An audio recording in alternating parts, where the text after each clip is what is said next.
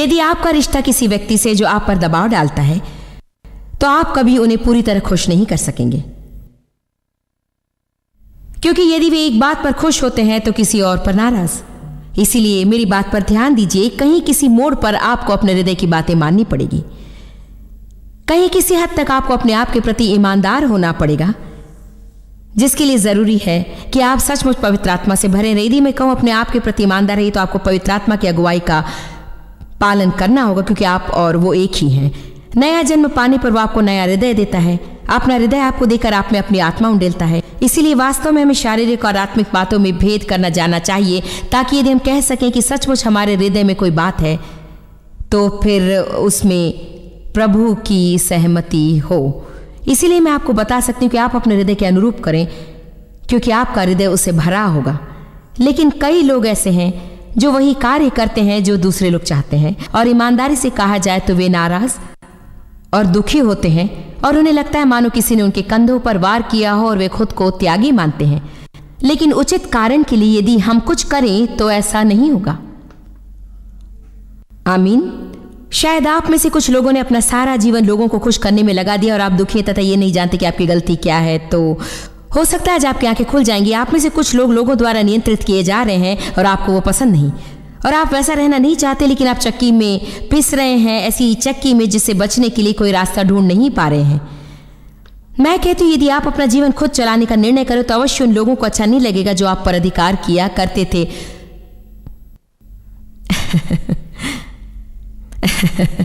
तो आपको अपने पैरों पर खड़े होने को तैयार होकर कुछ लोगों को कुछ समय के लिए दुखी करना होगा। हो सकता है कि आपके अलावा किसी और के दुखी होने का समय है। क्या आपने ऐसा कभी सोचा? हम हमेशा खुद को परेशानी में डालकर दूसरों को आराम से रहने देते हैं। इसलिए खुद के लिए थोड़ा बहुत काम करने का निश्चय करना बिल्कुल गलत नहीं है। इसका अर्थ ये नहीं कि आप स्वार्थी या स्वकेंद्रित हैं। हम स्वार्थपरता का विरोध करते हैं। मैं मेरा क्या होगा रोबोट जैसा करती हूँ, और हमें हर समय अपने मन को अपनी बातों में नहीं लगाए रखना चाहिए। लेकिन कभी कभी हमें अपने बारे में भी सोचना चाहिए, क्योंकि यदि आप कभी भी अपने लिए कुछ ना करें और कभी भी आप अपने मन की बात मानकर उन कामों को ना करें जो आप करना चाहते, तो मैं कहती हूँ कि आप परेशान रहेंगे। आपके सोच विचार बुरे होंगे, आप अपने कंधों पर खुद ही वार करेंगे, और जितना अधिक आप ऐसा करते रहेंगे उतना अधिक वो बुरा होता जाएगा।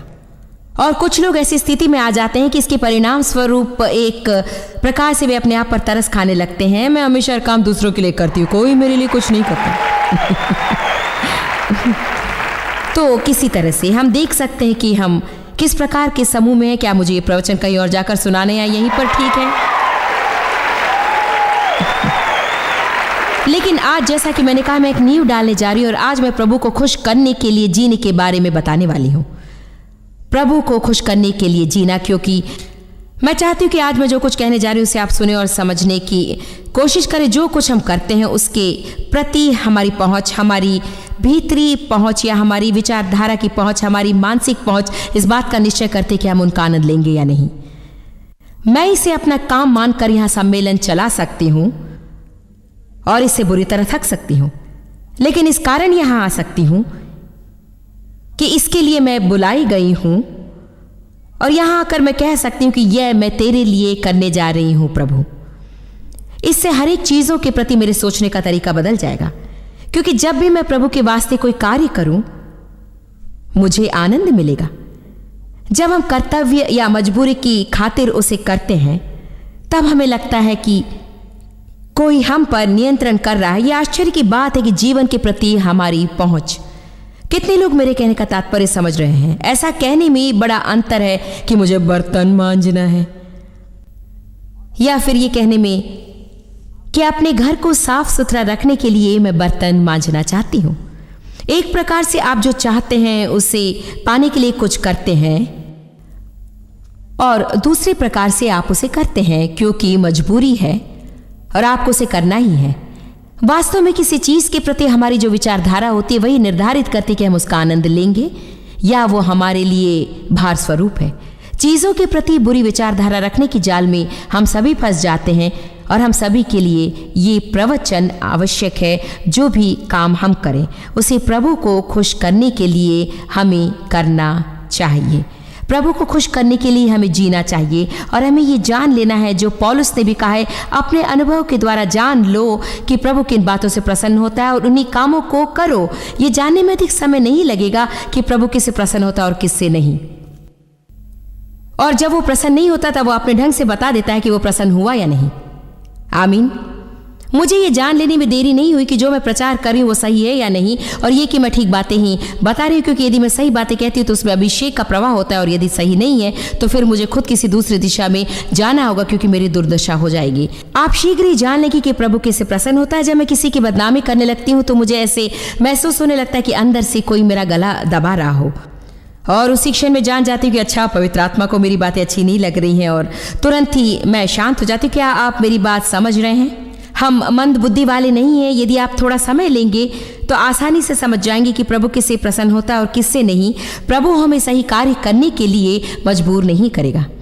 उसे छोटे मोटे रोबोट्स की जरूरत नहीं। वो कहता है कि वो पवित्र आत्मा के द्वारा हमें चलाएगा और हमारी अगुवाई करेगा।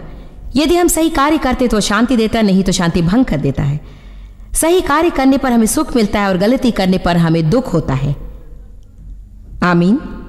इसीलिए हमें प्रभु को खुश करने के लिए जीना सीखना चाहिए। मेरे ख्याल से कभी कभी हम सोचते हैं कि प्रभु हमें खुश करने के लिए ही हम जिंदा हैं। हमें ये जान लेना चाहिए कि यद्यपि प्रभु चाहता है कि हम खुश रहें, कि हम धन्य कहलाएं और उत्तम चीज़ें प्राप्त करें, और हमारी इच्छाएं, आशाएं और सपनों को साकार करना चाहता है, वो हमारे लिए जीवित नहीं है, हम उसके लिए जीवित हैं। हम उसकी खुशी के लिए यहाँ हैं, उसके सम्मान के लिए, उसकी महिमा के लिए। और अपने जीवन के प्रति हम में यही विचारधारा होनी चाहिए, प्रभु किसी भी चीज़ों के लिए हमारा ऋणी नहीं। आमीन। हम में से हर एक पहले से ही धन्य। यदि हमारे जीवन भर हमें कोई चीज़ कभी ना मिले, तब भी हमें अपने मन से इस बुरी धारणा को दूर कर देना चाहिए कि प्रभु हमारा ऋणी है, और उन कार्यों को करने के लिए जीने लगना है जिन्हें प्रभु के लिए करना है। निकालिए कुलुस्सियों अध्याय 3 वचन 22। कुलुस्सियों अध्याय 3 वचन 22। हे सेवकों, जो सांसारिक दृष्टि से तुम्हारे स्वामी हैं, सब बातों में उनकी आज्ञा का पालन करो, मनुष्यों को प्रसन्न करने वालों के समान दिखावे के लिए नहीं, परंतु निष्कपट हृदय और परमेश्वर के भय से उनकी आज्ञा मानो। ये बहुत ही बढ़िया है और व्यवहारिक भी, क्योंकि बुनियादी तौर पर कहा गया है, आप सभी लोग जो नौकरी करते हैं, काम पर जाइए और परिश्रम कीजिए और अपने मालिक से पाने वाले अच्छे वेतन के लिए अच्छा काम कीजिए, और जब उसकी निगाह पर हो, केवल तभी काम करके मनुष्यों को प्रसन्न करने वालों के समान दिखावे के लिए नहीं, वरन प्रभु की खातिर उसे कीजिए। प्रभु के वास्ते काम पर जाइए, लोगों के वास्ते नहीं।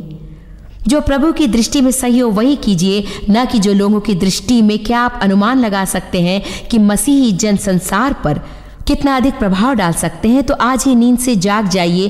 क्या आप बता सकते हैं कि यदि सार्वजनिक स्थलों में कार्य करने वाले सभी मसीही उत्कृष्टता से कार्य करें तो इस संसार पर किस तरह का प्रभाव पड़ेगा?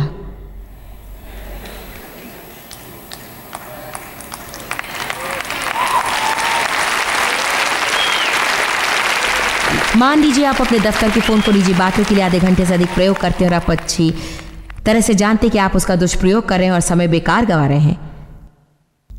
आप ईमानदारी का काम नहीं कर रहे हैं। तब आपके बॉस अंदर आते हैं और एकाएक आप फोन को रखकर काम करने का दिखावा करते हैं। क्या वास्तव में हम इतने मूर्ख हैं कि हम सोचते हैं कि प्रभु इसे नहीं देखता है और इस कार्य से खुश होता है? क्या इस प्रकार के कार्यों को हम कर सकते हैं? सचमुच मुझे खुशी है कि मैं इस समय टेलीविजन पर दिख रही हूं, क्योंकि प्रभु की स्तुति हो। न केवल इस कमरे के लोग बल्कि सैकड़ों हजारों दर्शक इस कार्यक्रम को देख रहे हैं, और ऐसी बातों को सुनना आवश्यक है। मैं आपके लिए इसे दोबारा पढ़ती हूँ। यहाँ संसार के मालिक और सेवक की बात कही गई। सचमुच यहाँ वो अधिकारी और कर्मचारियों के बारे में कह रहा है। हे सेवकों, जो सांसारिक दृष्टि से तुम्हारे स्वामी है, सब बातों में उनकी आज्ञा का पालन करो, मनुष्यों को प्रसन्न करने वालों के समान नहीं। कितने स्पष्ट एवं सरल ढंग से कहा है। इससे थोड़ा तो दोष का एहसास होना चाहिए। मेरी नजरों में आपको ज्यादा ही निर्दोष दिख रहे हैं। अधिकारी की न देखने पर हम किस तरह के कार्य करते हैं? इंटरनेट खोलकर बैठते हैं। अरे इससे क्या होता है?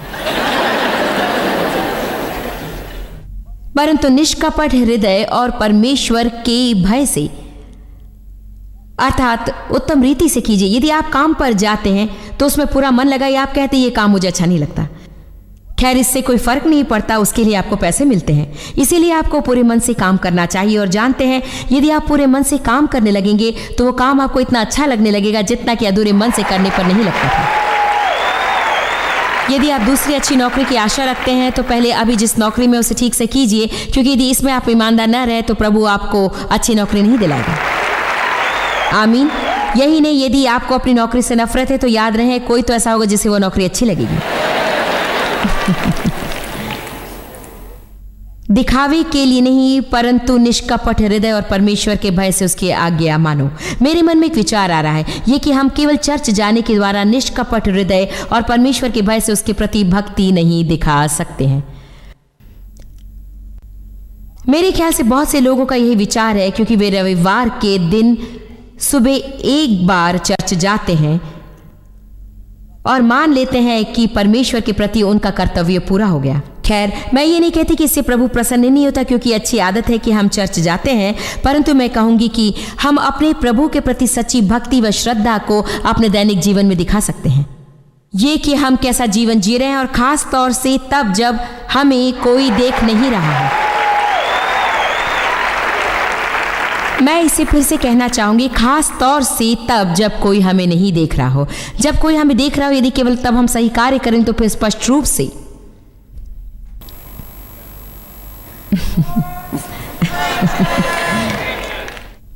तब हम सही कार्य करने पर भी ठीक कार्य नहीं कर रहे। हम मनुष्यों को प्रसन्न करके अच्छा नाम कमाने के लिए वैसा करते हैं। वचन 23 कहता है, जो कुछ तुम करते हो, जो कुछ तुम करते हो, चाहे कपड़े धोना, बर्तन मांजना, घर की सफाई या बगीचे का काम, जो भी हो, जो कुछ तुम करते हो, जो आपको पसंद हो, पसंद नहीं हो, जो काम आसान हो, जो कठिन हो, जो काम सुविधाजनक हो, असुविधाजनक हो, जो कुछ तुम करते हो उसे तन मन से करो, ये सोच कर के मनुष्यों के लिए नहीं परंतु प्रभु के लिए करते हो। और अब वचन 24 पर ध्यान दीजिए, तुम जानते हो कि तुम्हें इसके बदले में प्रभु से मिरास मिलेगी। तुम प्रभु यीशु मसीह की सेवा करते हो। इस प्रवचन को तैयार करते हुए मैंने कुछ बातों का अभ्यास किया जिसके द्वारा मुझे जीवन में और अधिक खुशी मिली, और उससे मैं आपको भी बताना चाहती हूँ। उसे चाहे तो आप कर सकते हो, ना चाहे तो आपकी इच्छा।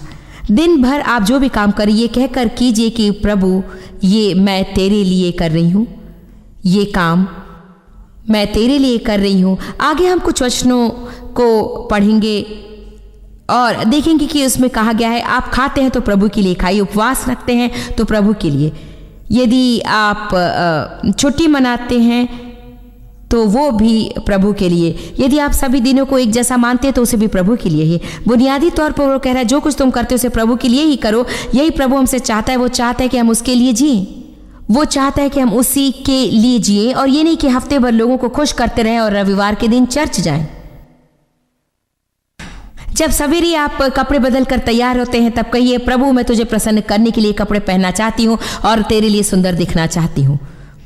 मैं तेरे लिए खुद को सजाना चाहती हूँ और तेरे लिए अपने घर की सफाई करना चाहती हूँ। मैं चाहती हूँ कि जो कुछ भी मैं करूँ उसे उत्कृष्टता से करूँ। क्या आप इसका अर्थ समझ रहे हैं?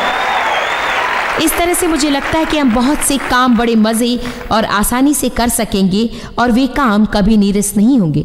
मुझे ये करना है और मुझे वो करना है और करूँगी, अब ये काम करना है।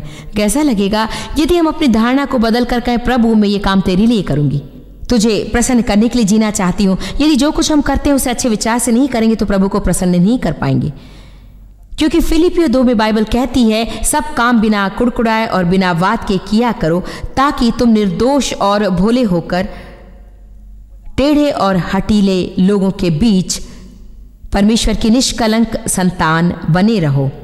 चलिए देखते हैं रोमियो 14।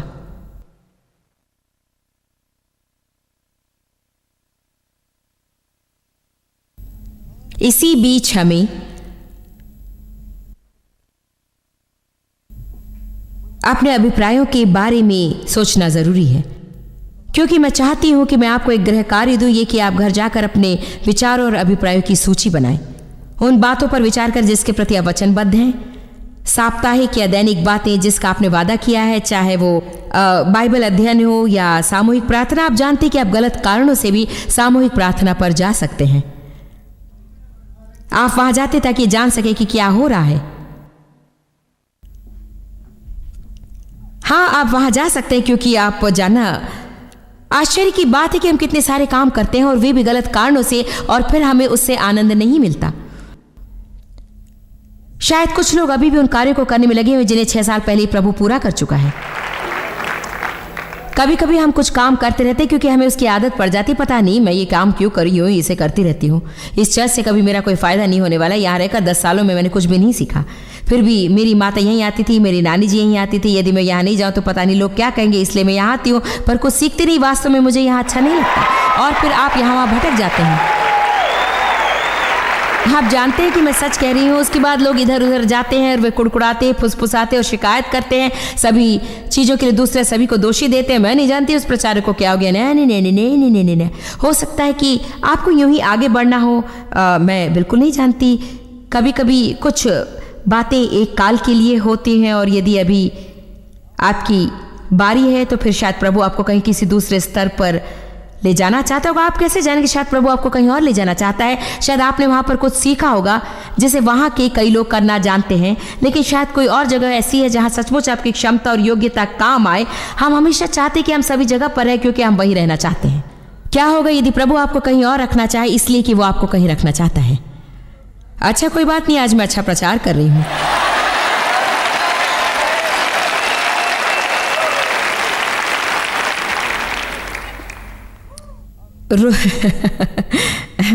रोमियो 14:15। कोई तो एक दिन को दूसरे से बढ़कर मानता है और कोई सब दिन एक साथ जानता है। हर एक अपने ही मन में निश्चय कर ले, जो किसी दिन को मानता है वो प्रभु के लिए मानता है। जो खाता है वो प्रभु के लिए खाता है, क्योंकि वो परमेश्वर का धन्यवाद करता है। हम में से ना तो कोई अपने लिए जीता है और न कोई अपने लिए मरता है। यदि हम जीवित हैं तो प्रभु के लिए जीवित हैं, और यदि हम मरते हैं तो प्रभु के लिए मरते हैं। अतः हम जिए या मरे, हम प्रभु ही के हैं। ये मेरे लिए बिल्कुल ही स्पष्ट प्रतीत होता है। यदि मैं बर्तन मांजूं तो उसे प्रभु के लिए करना है। मुझे भीड़ भाड़ में रुके रहना हो तो उसे प्रभु के लिए करना है। यदि मैं घास काटूं तो उसे प्रभु के लिए करना है। पंसारी की दुकान जाऊं तो उसे प्रभु के लिए करना है। जब सवेरे कपड़े बदल कर तैयार होना पड़े उसे प्रभु के लिए करना है। मुझे विश्वास है कि जो मैं आपसे कह रही हूँ वो बिल्कुल सच है। मुझे विश्वास है कि प्रभु ने मुझे ये सिखाया है कि यदि हम ऐसा करने लगेंगे तो एक नई उमंग और खुशी और आशा हमारे जीवन में आ जाएगी। मेरे ख्याल से यहाँ तक कि हमारे साधारण दैनिक सांसारिक जीवन जो हमें परेशान करता है, उसमें भी एक ताजगी और नवीनता आ जाएगी जो आपको पूर्ण रूप से पुलकित कर देंगी। क्या आप अपनी आत्मा में इसे महसूस कर सकते हैं? आमीन। कई लोग जो हर हफ्ते रविवार के दिन चर्च जाते हुए प्रभु के लिए नहीं जाते। मैं आपको सच्ची बात बता रही हूं। वे जाते क्यों हो? खैर, मुझे जाना है। इसे दोबारा करूं तो क्या आपके लिए ठीक होगा? जो किसी दिन को मानता है वो प्रभु के लिए मानता है। जो खाता है वो प्रभु के लिए खाता है। इसमें कुछ चीजों को बदल देना चाहिए, है ना? चलिए इन बातों को छोड़कर आगे बढ़ते हैं।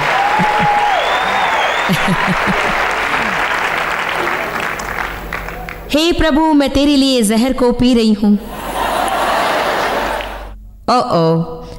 रोमियो अध्याय 14:25। क्योंकि वो परमेश्वर का धन्यवाद करता है। और अब वचन 7 देखिए। हम में से ना तो कोई अपने लिए जीता है और न कोई अपने लिए मरता है। और वचन 8। यदि हम जीवित हैं तो प्रभु के लिए जीवित हैं, और यदि मरते हैं तो प्रभु के लिए मरते हैं। अतः हम जिए हैं, हमारे हम प्रभु ही के हैं। अपने मन में ठान ले कि मैं प्रभु की हूं और मुझे उसके लिए जीना है और सब कुछ उसकी महिमा के लिए करना है। और यदि मैं किसी कार्य को उसकी प्रतिष्ठा व महिमा के लिए करने का मार्ग ना जानूं तो अच्छा होगा कि मैं उसे ना करूं।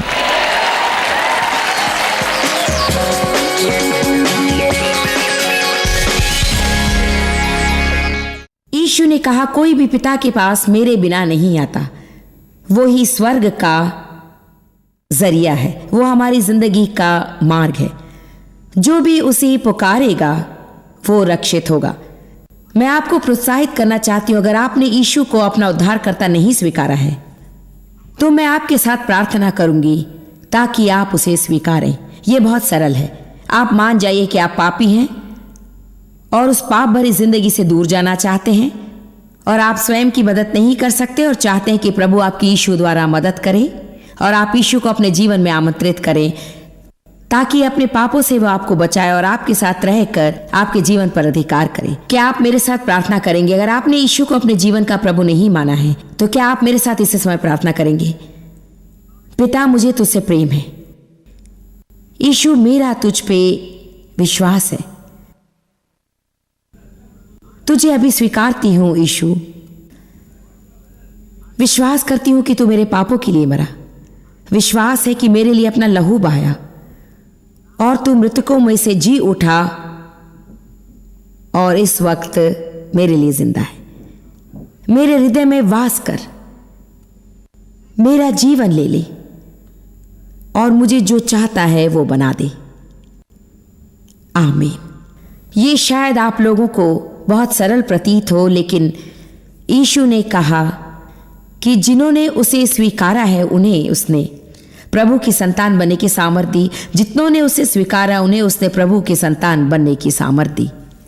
अगर आपने यीशु को उद्धारकर्ता स्वीकारा है तो आप प्रभु के परिवार में शामिल हैं और हम आपको एक किताब भेजेंगे जो आपको यीशु के साथ नई जिंदगी में मदद करेगी। अगर आपको दूसरी जानकारी चाहिए तो हमें इस नंबर पर फ़ोन करें या हमें लिख भेजें। अधिक प्रार्थना के लिए हमें लिख सकते हैं आप। हम आपकी मदद करने के लिए प्रसन्न होंगे। प्रभु का आशीष हो और प्रभु के परिवार में आपका स्वागत है।